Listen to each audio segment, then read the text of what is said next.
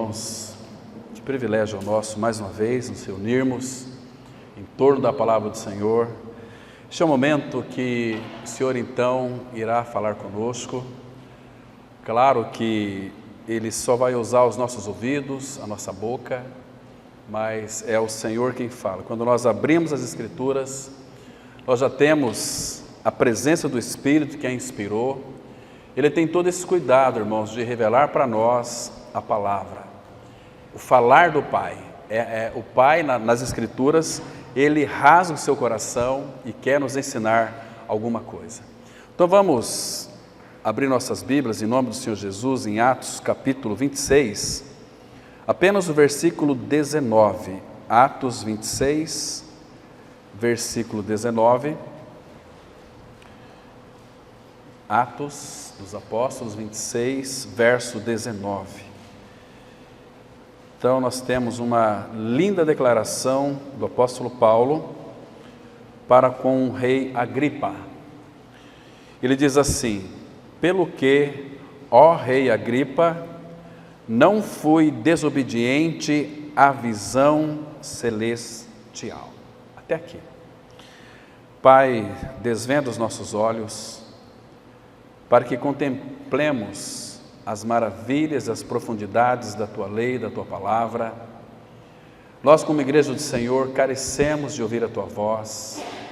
Por isso, Pai, abre o nosso coração e nos dá entendimento para compreendermos as Escrituras que Tu inspiraste pelo Teu Espírito, usando os Seus instrumentos humanos, Teus filhos.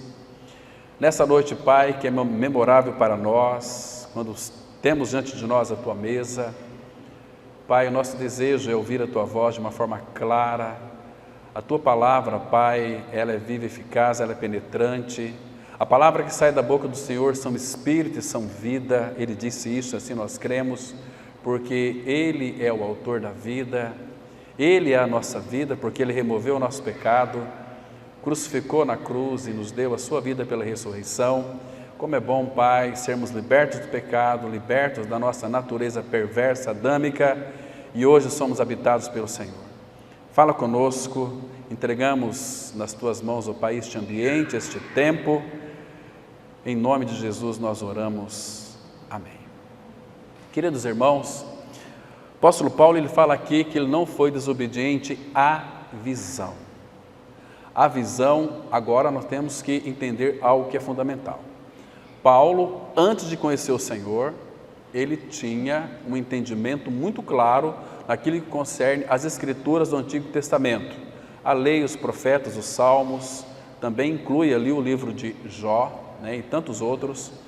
Mas, queridos irmãos, quando Paulo então teve aquele encontro com o Senhor Jesus Cristo, aquela visão de Cristo, toda a sua vida foi transformada. As escamas dos olhos de Paulo caiu por terra. Mas, irmãos, eu quero entrar na visão espiritual em aspectos muito práticos, para nós não ficarmos tão somente em mais um conhecimento das Escrituras Sagradas. A gente vai analisar um pouquinho no Antigo Testamento, porque a visão, entendam isto, ela não é tudo, mas a visão espiritual, ela é a base de tudo. Interessante que nesse versículo tão pequeno, mas tão cheio de profundidade, Paulo testemunhando aqui para o rei Agripa, que quando o Senhor da glória se revelou a ele, ele disse que ele não foi desobediente à visão. Agora, entenda uma coisa aqui, irmãos, que eu quero compartilhar com os irmãos. Se der tempo, a gente vai ver a resistência que o inimigo levanta para atrasar, para procrastinar o nosso avanço em Cristo, nosso conhecimento do Senhor. Quanto mais nós o conhecemos, mais nos aproximamos dele, significa que nós estamos aguardando e apressando a volta de Cristo. É viver uma vida em obediência à visão espiritual. Sem visão espiritual, nós não vamos muito longe na vida cristã. Eu disse para vocês que ela não é tudo, mas a visão espiritual, ela é a base de tudo. E a visão espiritual, ela, guarde bem isso, irmãos, por favor, não esqueçam disso. A visão espiritual, ela sempre vem acompanhada de encargo e responsabilidade. Nunca é fora disso. os filhos de Deus em Cristo Jesus, aqueles que de fato o Pai usarão, primeiro darão a eles a visão. A visão de quem? Primeiro, de quem Ele é em realidade espiritual. Hoje os filhos de Deus não contemplam mais um Cristo na cruz. Temos que pregar o Evangelho da graça, sim. Evangelho é aquilo que Cristo é e aquilo que Cristo fez. 1 Coríntios 1, 23, Paulo diz assim: nós pregamos a Cristo, pessoa, crucificado, a sua obra. É pregar a Cristo crucificado. Nesta mensagem, irmão, os pecadores irão crer, aqueles que foram destinados para a vida eterna, como diz aqui Lucas em Atos. Aqueles que foram destinados para a vida irão crer, terão seus ouvidos abertos, irão contemplar o Senhor. Como era o caso de Nicodemos. Nicodemos, ele conhecia a lei e os profetas, mas faltava-lhe a visão. Ele tinha que nascer de novo. Então, ele disse para Nicodemos assim: Nicodemos, João 3,3, em verdade te digo que se alguém, não apenas você, mas se alguém não nascer de novo, não pode ver o reino de Deus. Então, quando nós nascemos de novo, a primeira coisa que nós vamos enxergar em realidade espiritual é o reino de Deus.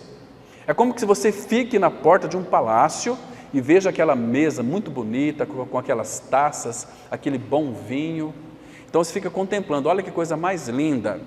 Mas, irmãos, o Espírito Santo vai mostrar para nós que no nosso caminho da cruz, aquele que nos faz ver, enxergar, é o que nos faz também entrar nessa realidade espiritual do reino.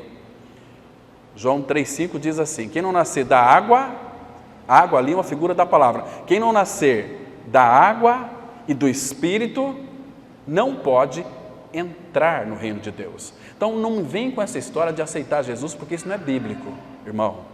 Temos que tomar muito cuidado. Às vezes nós estamos pregando a palavra para uma pessoa e não estamos pregando o essencial para ela, que é o Evangelho da graça. Às vezes a gente vê aquelas pregações tão, vamos dizer assim, esdrúxula. Ah, Jesus te ama, eu também. Aceita Jesus que você vai ser. Não tem nada a ver com a palavra. Isso é pegar atalhos para chegar. Então, todos os caminhos levam a Cristo, mas um caminho apenas leva ao Pai. Jesus disse: eu sou o caminho, a verdade e a vida. Ele disse muitas vezes, referindo-se à importância de crermos segundo está escrito. 1 Coríntios 15, de 1 a 2, Paulo, introduzindo sobre o Evangelho da Graça, ele vai mostrar, irmão, que nós precisamos receber a palavra, perseverar na palavra, e ele vai dizer algo muito interessante, que se nós não crermos como está escrito, a nossa crença é uma crença em vão. Imagina uma pessoa que fica 80, 90, 100 anos, se é que ela pode chegar, ouvindo a palavra de Deus, morrer e vai para o inferno. E sabe quando ela chegar lá, que ela vai justificar para o Pai? Senhor, puxa vida, mas nós participávamos da tua mesa, sentávamos, nós louvávamos ao Senhor, nós expulsávamos demônio, profetizávamos, fizemos muitos milagres em teu nome, Senhor. Qual é a resposta? Apartai-vos de mim, vós que praticais a iniquidade, nunca vos conheci. Então, irmão, tome muito cuidado com a leitura da palavra. Tome muito cuidado com aquilo que você escuta, porque Satanás hoje ele fará de tudo para atrasar o nosso caminho à maturidade espiritual. Ele não quer que nós cresçamos, ele quer que nós sejamos bebês espirituais. Nós vamos ver hoje aqui o que ele fará para impedir a nossa visão, o nosso encargo e as nossas responsabilidades. Primeiro, que toda visão espiritual do Senhor, ela vem acompanhada de um encargo e responsabilidade. Isso é muito importante. São muitos textos aqui, nós poderíamos analisar a vida do apóstolo Paulo, mas vamos então lá para Êxodo, capítulo 3, analisar aqui, irmãos, sobre a visão e o encargo espiritual. Êxodo capítulo 3, a partir do verso 1, nós vamos ver aqui, irmãos, quão maravilhosa é a visão do Senhor. E aqui logo no versículo 1, Diz assim, nós vamos lendo, nós vamos explicando também, para que os irmãos depois possam buscar mais luz diante do Senhor e se aprofundar mais. Eu só posso falar de uma forma panorâmica, nós não temos tempo para vermos detalhes, né, sobre esses assuntos tão fundamentais e importantes, porque hoje uma hora passa rapidamente, né? Então, olha o versículo 1, apacentava Moisés o rebanho de Jetro, seu sogro, sacerdote de Midian, e levando o rebanho para o lado ocidental do deserto, chegou ao monte de Deus, a Horebe.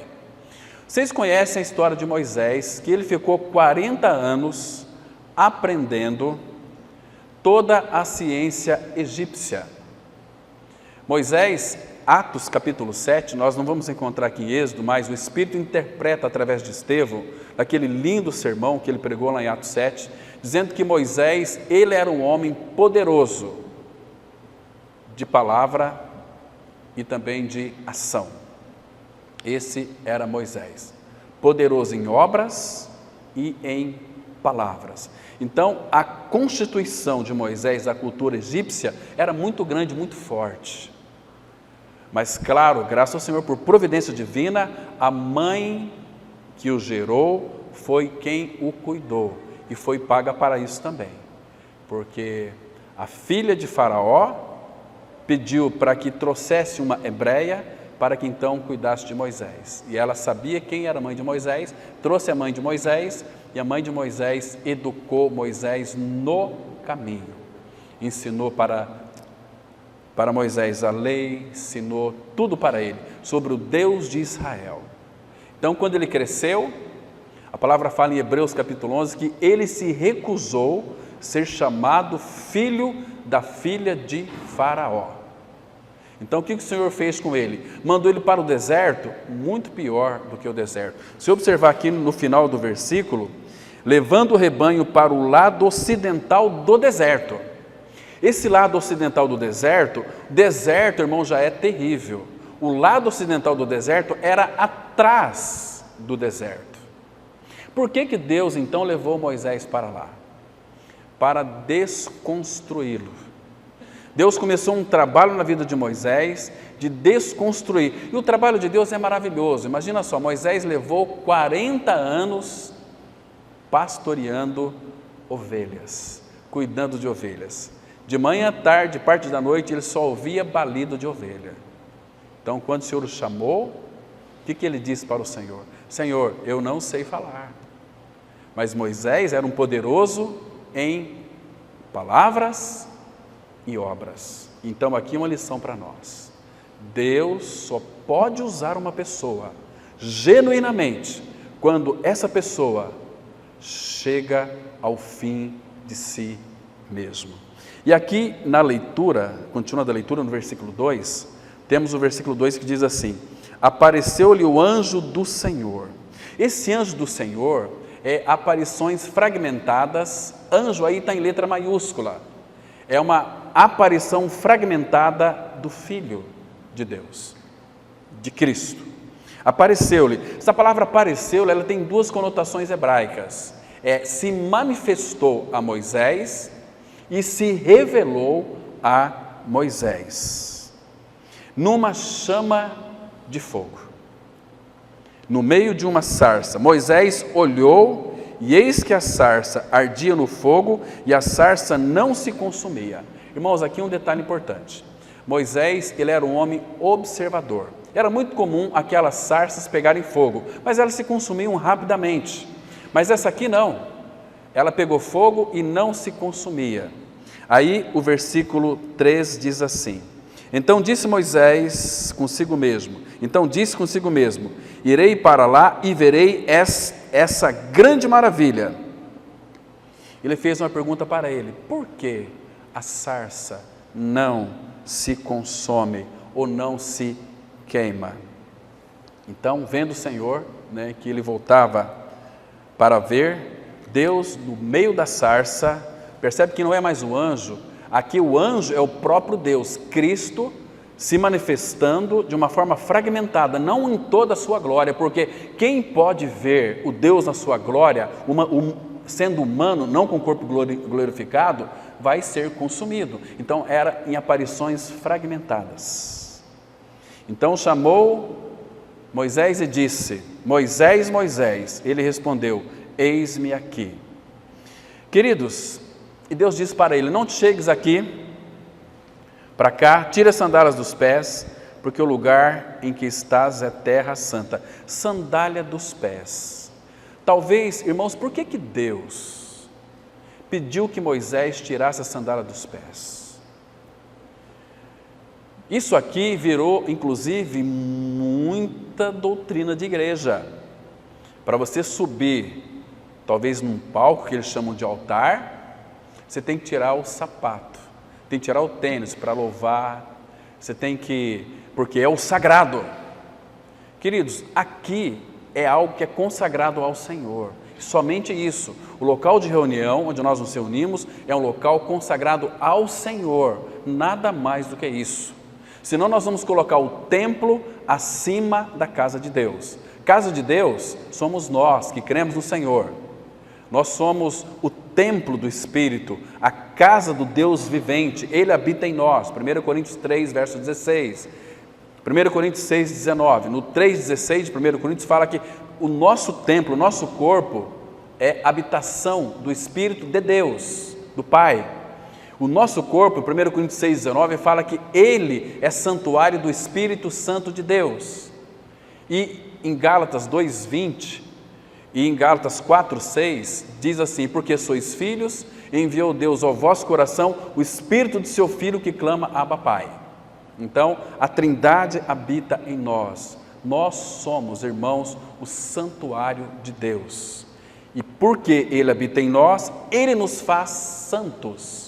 Isso é algo tão tremendo, tão maravilhoso. Por isso, irmãos, que reunir do povo de Deus não é algo comum.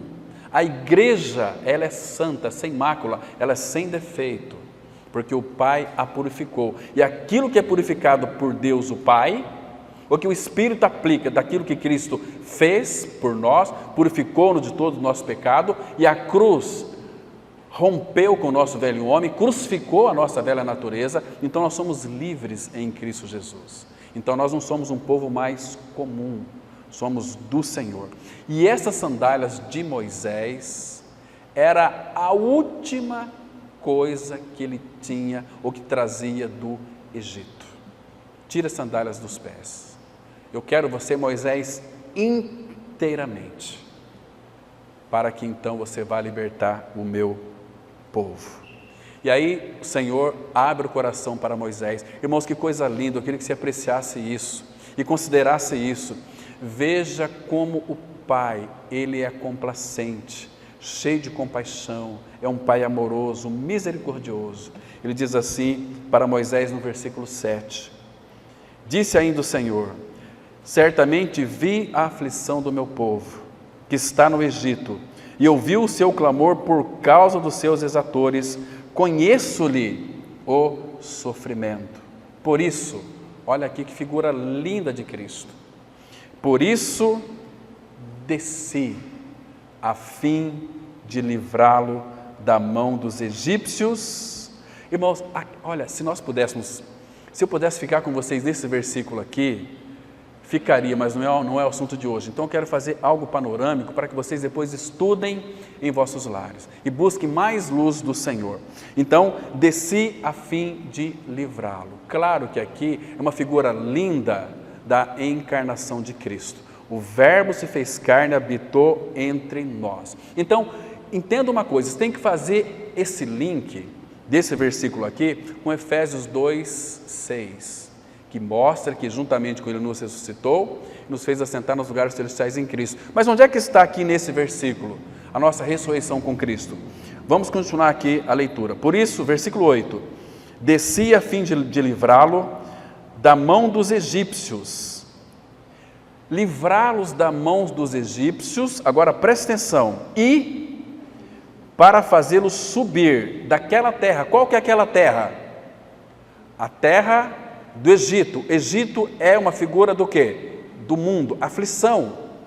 Enquanto estamos no mundo, vamos ter aflição, mas nós temos a paz, uma paz que excede. Não é aquela paz, irmãos, que está lá em Romanos 5, versículo 1. Lembra que está escrito em Romanos 5, versículo 1? Justificados, pois, mediante a fé, temos paz com Deus. Se você creu que foi morto com Cristo na cruz, você é um homem justificado. Então ali você tem a paz com Deus.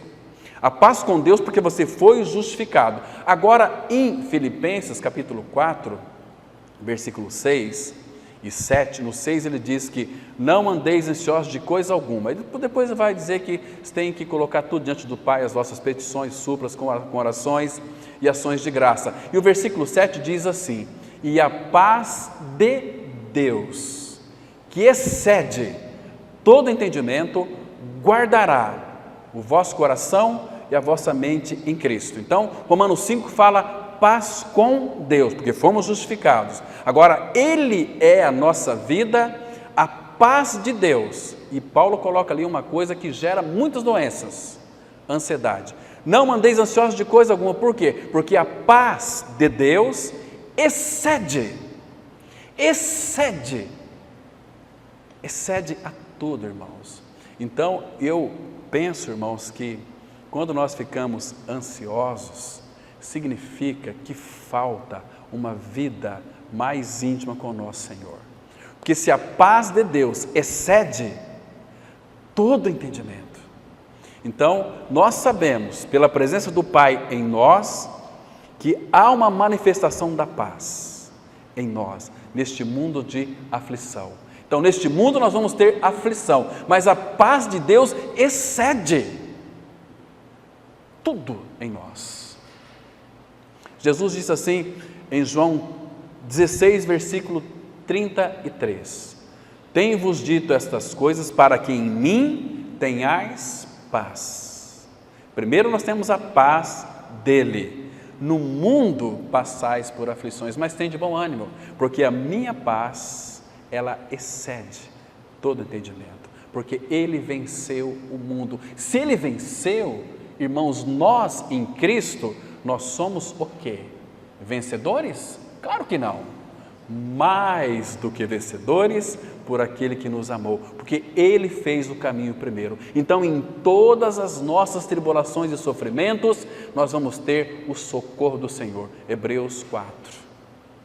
Ele foi tentado em todas as coisas, sem pecado. Então, Ele é poderoso para socorrer os que são tentados. E Paulo vai dizer, muito além ainda, que Ele não socorre a anjos, mas socorre a descendência de Abraão. Oh, irmãos, que coisa linda isso, que precioso é isso. Então, observa aqui, versículo 8, né? Das mãos dos egípcios, e para fazê-lo subir daquela terra, Egito, a uma terra boa e ampla, terra que mana leite e mel. Irmãos, essa terra que mana leite e mel, que terra que é essa? A terra de Canaã. Terra de Canaã fala do quê? Fala de Cristo, não apenas de Cristo, fala da plenitude de Cristo. Então, farei vocês subir da terra do Egito para uma terra que mana leite e mel. Para ficar mais claro para os irmãos, deixa eu tentar explicar de uma outra forma. Vocês se lembram o primeiro encontro que Jesus teve com Pedro? O que ele disse para Pedro? Abra lá comigo no Evangelho de João, já a gente vai voltar aqui, irmão. João capítulo 1, João 1, aqui, irmãos, o versículo 41 e 42. Olha que interessante, aqui foi o primeiro encontro que Pedro teve com o Senhor Jesus. É o mesmo princípio que houve ali, de tirá-lo dessa terra e fazê-lo subir para uma outra terra. Então, João 1, 41, 42 diz assim: ele achou primeiro o seu próprio irmão, Simão, a quem disse: achamos o Messias, que quer dizer Cristo, e o levou a Jesus. Irmãos, a gente tem uma mania, né, de levar os nossos familiares. Você tem que ir para a igreja, você tem que... Não, você tem que ir para Jesus. Aqui, André, irmão de Simão, levou Pedro aonde, irmão? Levou para Jesus, o levou a Jesus. Agora, presta atenção aqui, 42. Olhando Jesus para ele, disse: Tu és Simão, filho de João. O que isso significa? Simão e João naquela época eram nomes muito comuns. Simão ou Simão João é a mesma coisa de lá em Portugal, Joaquim e Manuel. Se fala Joaquim, todo mundo levanta, fala Manuel, outra parte levanta. Então, é filho de Zé Ninguém. Jesus está dizendo para Pedro: Pedro, você é um inexpressível, você é um esnópito, você é um João Ninguém, você é um qualquer um. Olha aqui, tu és Simão, filho de João. Mas aí tem um ponto e vírgula que o assunto continua. O que Jesus diz para ele? Tu serás. Oh, irmão, que coisa linda! Tu serás chamado Cefas, que quer dizer Pedro. Ah, porque eu vou fazer uma obra em você, Pedro. Você é um João Ninguém, você é uma pessoa comum, mas tu serás chamado Pedro, uma brita, uma pedregulho, porque eu vou habitar dentro de você. Esse mesmo versículo, de uma forma para aqueles que já ganharam experiência, para aqueles que almejam o caminho da maturidade espiritual, dá um pulinho bem rapidinho lá em Tito 2, versículo 14. Tito 2, 14. Temos aqui mais uma linda declaração, irmão, sobre este assunto, né, de fazê-lo subir daquela terra para uma terra ampla que emana leite e mel. Agora, olha o versículo 14, Tito 2, verso 14, presta atenção. O qual Jesus se deu a si mesmo, se deu por nós, a fim de remir-nos. Irmãos, que coisa linda, irmãos, de quanta iniquidade, que iniquidade? De toda a iniquidade. Quando é que foi que ele nos remiu de toda a iniquidade? Romanos 6,6 diz assim: sabendo isto, que o nosso homem velho foi com ele crucificado, para que o corpo do pecado seja destruído e não sirvamos mais ao pecado como escravos. Então, nos remiu, irmão, isso é maravilhoso, de toda iniquidade, e purificar para si mesmo um povo exclusivamente zeloso de boas obras. Não apenas purificar para si mesmo um povo zeloso de boas obras. Agora, irmãos, olha o versículo, capítulo 3, verso 5, que este aqui fala dessas duas linhas. Versículo 5. Vou ler o 4 também para nós pregarmos o contexto aqui. Quando, porém, se manifestou a benignidade de Deus, nosso Salvador, e o seu amor para com todos, não por obras de justiça praticadas por nós, mas segundo a sua misericórdia, Ele nos salvou. Ele nos salvou mediante o lavar regenerador, mas não é apenas regenerador, irmão, e renovador do Espírito Santo. Tem regeneração e renovação. Se você não tiver uma mente renovada, Paulo fala em Romanos 12, você nunca vai experimentar qual seja a boa, agradável e perfeita vontade de Deus. Não conformeis com este mundo ou com este século, mas transformai-vos pela renovação da vossa mente, para que experimenteis qual seja a boa, agradável e perfeita vontade de Deus.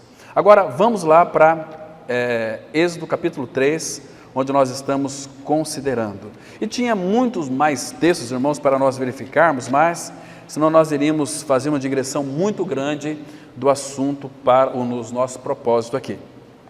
Então, farei subir daquela terra do Egito, versículo 8, a uma terra boa e ampla que emana leite e mel. Agora, irmãos, lembra aquela visão que Moisés teve da sarça ardente? Eu disse para os irmãos que toda visão espiritual, ela vem acompanhada de um encargo e de uma responsabilidade. Então, quando Moisés teve aquela visão, o Senhor revelou o coração dele para Moisés, concernente aos filhos de Israel. Eu ouvi a aflição do meu povo, desci para livrá-lo, mas agora, Moisés, como é que começa aqui o versículo 10? Vem agora. Está vendo? Então ele teve essa visão, e essa visão trouxe para o coração dele um encargo. Vem agora, e eu te enviarei a Faraó para que tires o meu povo, os filhos de Israel, do Egito. Então, irmãos, você está vendo aqui o princípio, visão e encargo e responsabilidade. Irmãos, a obra que Cristo deseja fazer nessa cidade, nesse Brasil, neste mundo, através de nós, requer, em primeiro lugar, visão espiritual. Se você não deseja servir a Cristo, não ore por visão, porque toda visão que Ele lhe trouxer no coração será ela acumulada de encargo. Vem agora, olha aqui, quem que enviaria ele a Faraó? E eu te enviarei. Deus está dizendo, vem agora, eu, Senhor, vou te enviar a Faraó, para que tires o meu povo, os filhos de Israel, do Egito. Agora, veja aqui a resposta de Moisés, irmãos, olha que coisa interessante. Então disse Moisés a Deus, quem sou eu? Quem sou eu? Quem sou eu para pregar? Quem sou eu para orar? Quem sou eu para louvar? Quem sou eu? Quem sou eu? Nós somos cheios desse quem sou eu, né? Esse nosso eu é persistente, irmãos. Esse nosso eu, quando de fato o Senhor requer algo de nós, nós já pulamos lá para trás. Quem sou eu? Eu não tenho capacidade. Quem sou eu para ir a Faraó e tirar do Egito os filhos de Israel? Então parece que Moisés não entendeu aquilo que Deus estava dizendo para ele. E o Senhor quer que nós venhamos entender, porque depois Deus fez com que Moisés entendesse. E quer que nós entendamos também. Porque veja aqui o versículo 10. Vem agora e eu te enviarei a Faraó. Moisés diz o seguinte, quem sou eu para ir a Faraó? Então o Senhor reitera com Moisés no versículo 12. Deus lhe respondeu, Moisés, não é você, Moisés, eu serei contigo, e este será o sinal que eu te enviei. Depois de haverdes tirado o povo do Egito, servireis a Deus neste monte. Queridos, agora um detalhe, vou falar para vocês um princípio aqui que é fundamental. Deus, quando traz um encargo para qualquer um de nós aqui, para o nosso coração, Ele também vai mover outros corações, com a mesma visão, para que a obra dele seja realizada, aquilo que ele deseja fazer. Mas para isso temos que orar por visão espiritual. Senhor, o que tu desejas realizar na vida da igreja? Irmãos, essa história, Satanás ele incutiu na mente de muitos líderes evangélicos. Parece que o pastorzão lá, né, é o dono da igreja. Misericórdia, irmãos, nós somos irmãos em Cristo Jesus. Ninguém está acima de ninguém, cada um na sua função. O Senhor me chamou para a função pastoral, mas a minha função pastoral, eu sou pior do que vocês. Porque eu sei o que tem nas minhas costas, eu sei que tem um risco de morte, eu sei que eu estou no foco de Satanás, que ele deseja destruir a minha vida. Entende, irmãos? Paulo fala, Deus nos escolheu a nós somos escória de todos, não é assim? E muitos almejam o púlpito. Olha, é bom estar aqui na frente. Eu sei o que tem nas minhas costas, porque se o Senhor não me guardar, já estaria perdido. Estão me compreendendo, irmãos? Isso é muito sério.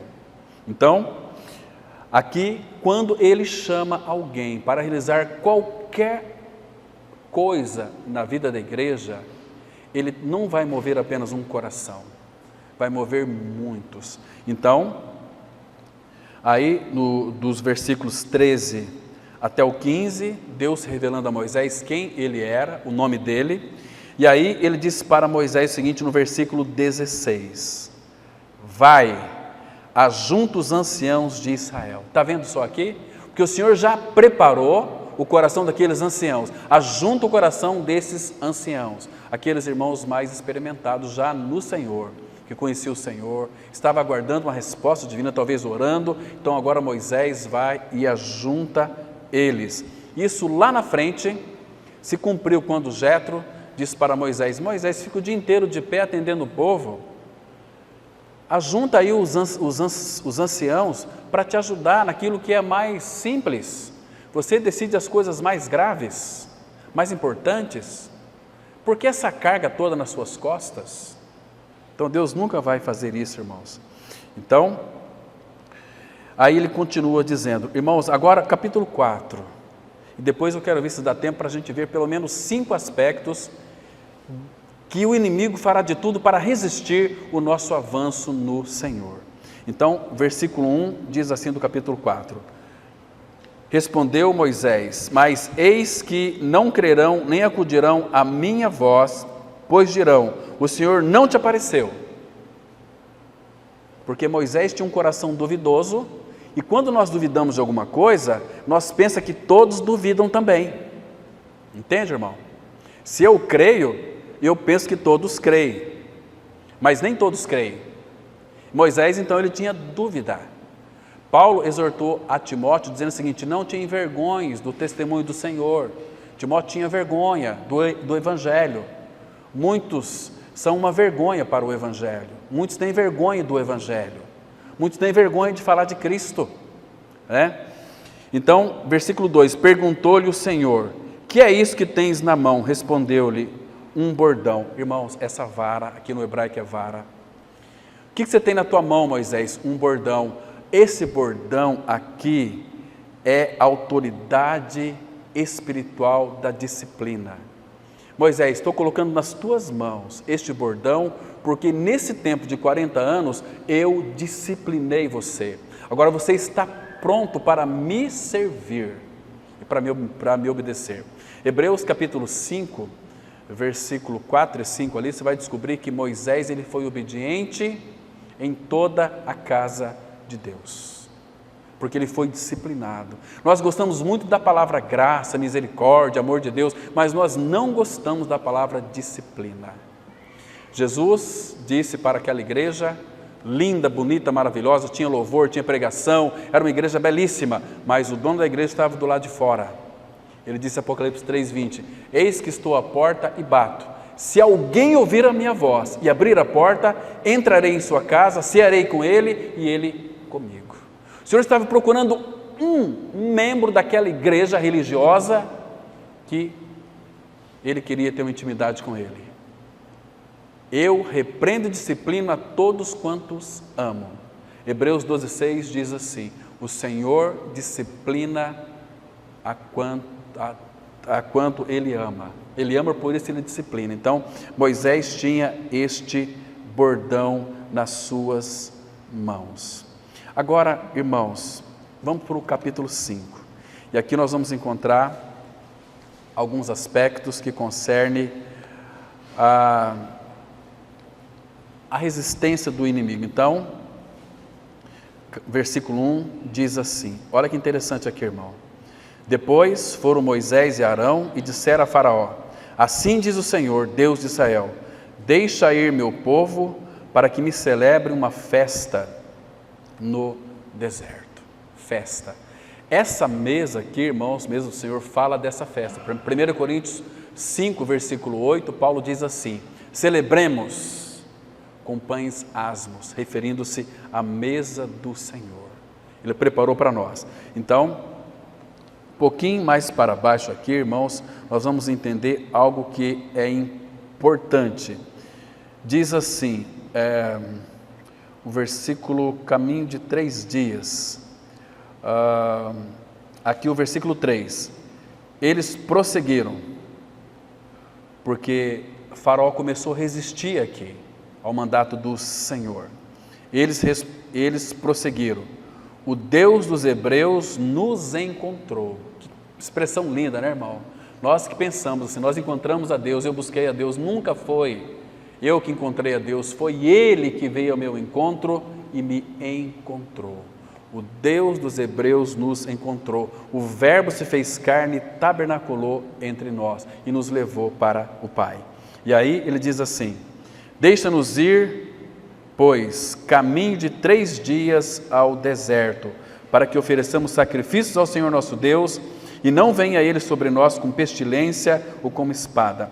Aqui tem uma expressão muito linda aqui, irmãos, caminho de 3 dias, 3 na Bíblia fala da Trindade, e 3 na Bíblia também fala da morte, sepultamento e ressurreição de Cristo.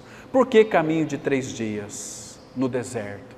Se fosse 2 dias, ou 1 dia e meio, ou 1 dia, eles voltariam para trás, porque o Senhor também queria mudar o apetite daquele povo, dando a eles o maná celestial, trocar o apetite daquele povo.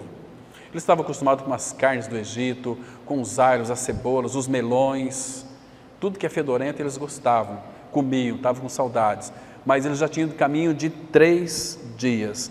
Então, queridos, nós vamos observar agora as resistências do inimigo, que fará de tudo para impedir o nosso avanço no Senhor. Vocês se recordam que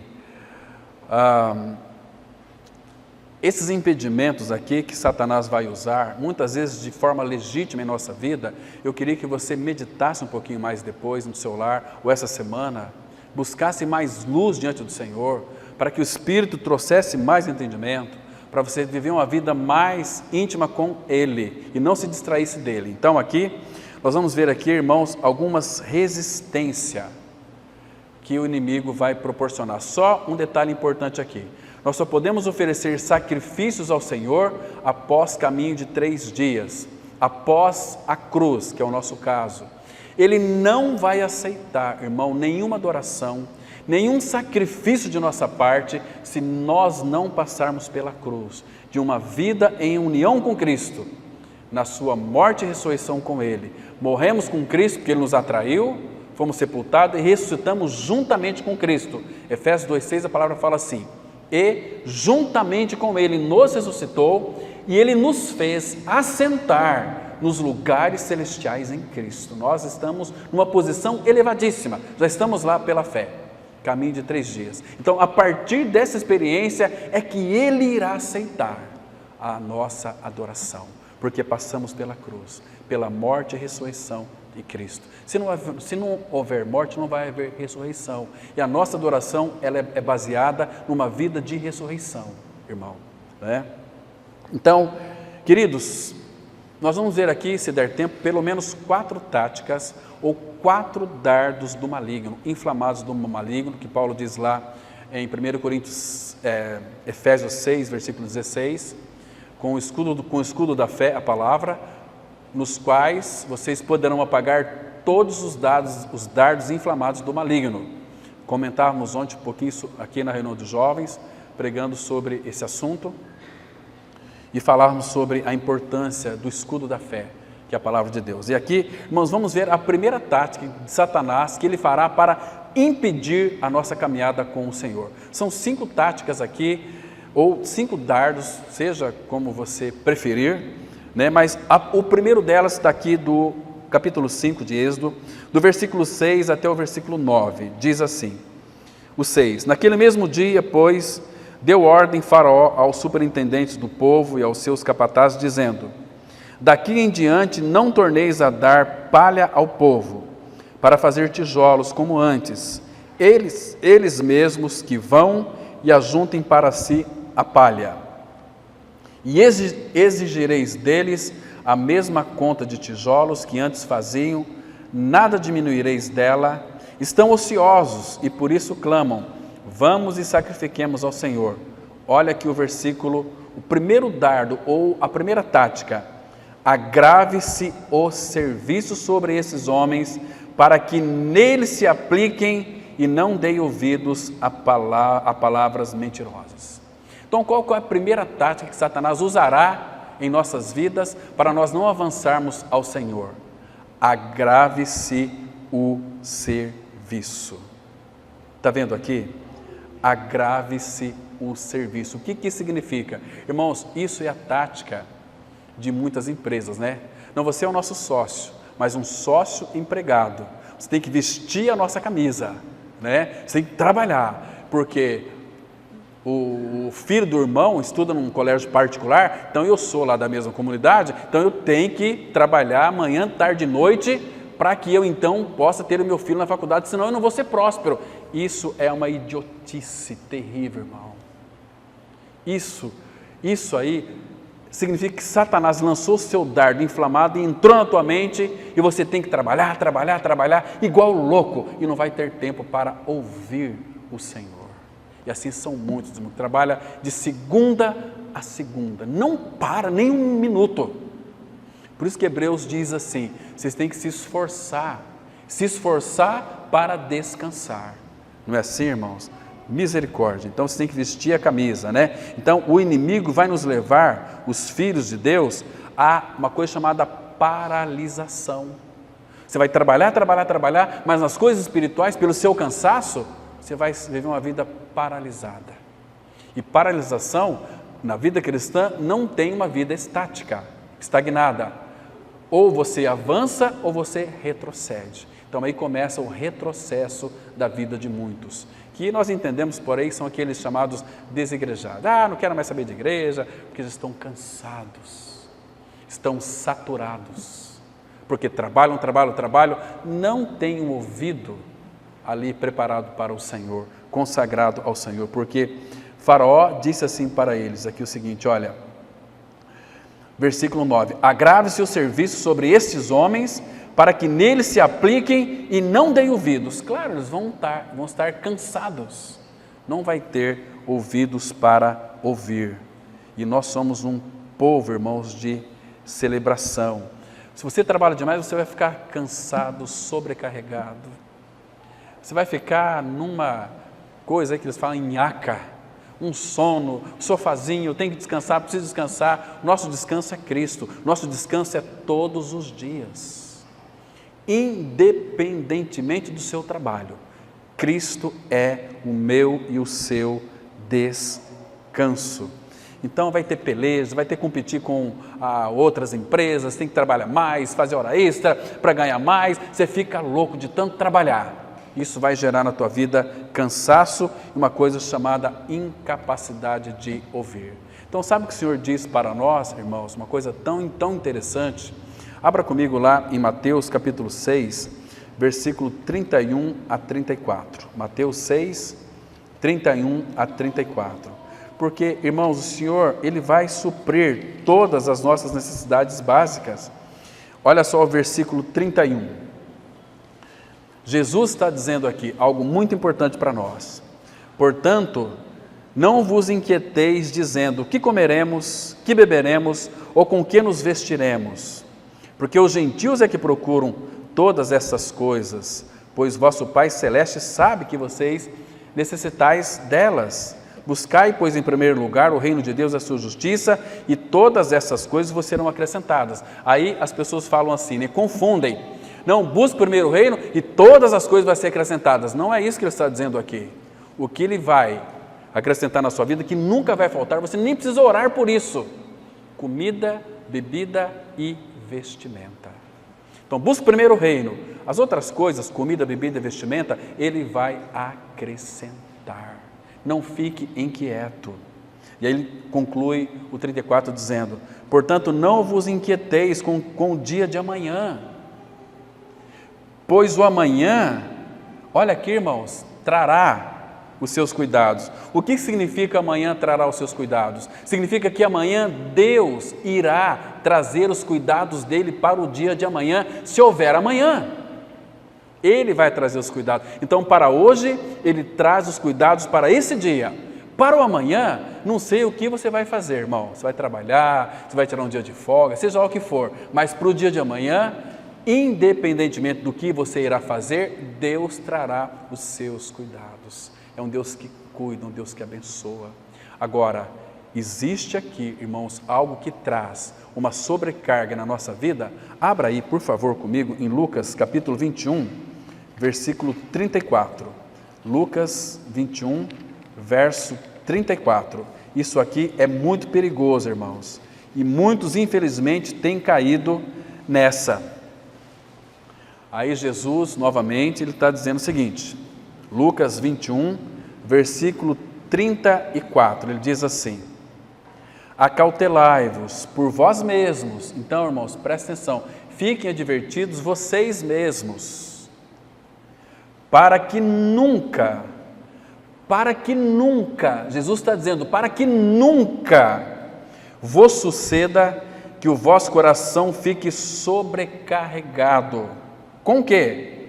Com as consequências da orgia, da embriaguez, das preocupações deste mundo, para que aquele dia não venha sobre vós repentinamente como um laço. Irmãos, que isso nunca venha sobrecarregar o nosso coração. Temos um Pai que cuida de cada detalhe das nossas vidas. Ele é um Deus de detalhe, Ele está preocupado com o fio de cabelo da sua cabeça. Mas vamos aqui, irmãos, não vou comentar muito, quero passar os 5 bem rapidamente. Êxodo, capítulo 8 agora, vamos para a segunda tática do inimigo aqui, capítulo 8, versículo 25. Então aqui é mais uma tática dele. Olha como que o inimigo ele é persistente, irmão. Êxodo capítulo 8, versículo 25. Aqui, irmão, já é a 4ª praga. Você está vendo aí que as pragas estão acontecendo aqui. Por quê? Porque o inimigo está resistindo. E Moisés entendeu da parte do Senhor que o Senhor iria fazer. Moisés estava totalmente entregue ao Senhor. 40 anos é que ele foi desconstruído. Ele estava apto agora para ser usado pelo Senhor. Então, olha o versículo 25. Aqui é a segunda tática do inimigo. Chamou o Faraó a Moisés e a Arão e disse: Ide, oferecei sacrifícios ao vosso Deus nesta terra. Vocês são cristãos? Não oferecem nessa terra aqui mesmo, não tem nenhum problema. Pode ir, mas oferece sacrifício de vocês aqui mesmo, eu vou deixar. Irmãos, Faraó ofereceu que resistência para Moisés e o diabo, aqui Faraó é uma figura do diabo, ele vai oferecer a nós resistência aos filhos de Abba. O que significa isso, irmãos? Oferecei sacrifício ao vosso Deus nesta terra, significa igreja mundanizada. Hoje tem o rock gospel, o funk gospel, misericórdia, tudo isso aí não tem nada a ver com o Senhor, é o mundo dentro da igreja. E eu louvo ao Senhor, porque tem irmãos nessa comunidade que têm se posicionado também. Nós queremos Cristo, a palavra, e mais nada. Agora, aqui nessa terra, é a música do mundo, é a melodia do mundo, que tem infiltrado dentro das igrejas, que tem tomado conta, a roupagem do mundo, o estilo do mundo, a moda do mundo. A moda do mundo não é a moda de Deus, irmãos. Não é assim? Queridos, então vocês adorem o Deus de vocês nesta terra, nesta base. Irmãos, Ele nos comprou, nós somos dEle. Fomos comprados por preço, 1 Coríntios 6, versículo 20. Glorificai a Deus no vosso corpo. Porque aqui, nessa terra, é você adorar a Deus à maneira de Caim. Como que Caim adorou a Deus? O melhor da terra, Deus tem para você o melhor dessa terra. Cuidado com isso, irmãos. Essa terra foi amaldiçoada pelo Senhor. Este mundo está condenado pelo Senhor, irmão. Só ainda não estabeleceu a sentença, porque a igreja ainda está aqui. E Ele tem muita coisa para cumprir ainda. Mas este mundo vai ser totalmente destruído, diz a palavra. Leia depois o Salmo 37, a destruição do mundo dos ímpios, e por aí vai. Então, irmãos, vamos ver mais uma outra tática aqui. Não vai dar para a gente comentar muito, eu quero citar aqui as 5 táticas. Vamos ver a terceira, versículo 28. Então, versículo 27 está dizendo o seguinte: temos de ir caminho de 3 dias ao deserto e oferecermos sacrifícios ao Senhor nosso Deus, como Ele nos disser. Você prestou atenção que, de novo, o Espírito Santo está dando ênfase aqui sobre caminho de 3 dias? Então Ele quer trazer para nós uma lição importante. Sem caminho de 3 dias, sem a obra da cruz, Deus não aceita nenhuma de nossa adoração. Mas como é que eu vou adorar o Senhor lá no templo? Talvez você não está adorando o Deus de Israel. Talvez na sua mente é Deus, mas o seu coração não clama por uma adoração genuína ao Pai. Lembra do eunuco?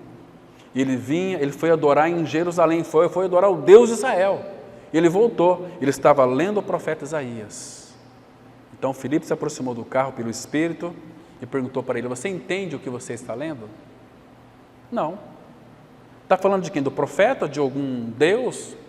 Então Filipe explicou para ele e anunciou, a partir daquela que ele estava lendo Isaías 53, anunciou-lhes a Jesus. Então o Senhor abriu o entendimento daquele eunuco e ele pôde crer e foi batizado. Não é ser batizado para crer, não pode ser invertido aqui, entende? Então ele foi batizado, caminho de 3 dias. Então, queridos, aqui na terra nada serve, irmãos. E aí, a terceira tática no versículo 28. Então diz Faraó: deixar-vos-ei ir para que ofereçais sacrifícios ao Senhor vosso Deus no deserto, somente que, saindo, não vades muito longe, orai também por mim. Esse Faraó é do capeta mesmo, né? Queridos, o que significa saindo não vades muito longe? Não vai muito longe, é a terceira tática. Então, você pode ir, mas não vai muito longe não. Irmãos, isso acontece, os nossos melhores amigos, quando tem reunião da igreja, eles ligam para nós, dizem o seguinte: olha, eu vou aí na sua casa, vou levar aí uma carninha para a gente assar. Ah não, eu tenho que ir na igreja. Irmão, ô louco, eu também sou evangélico.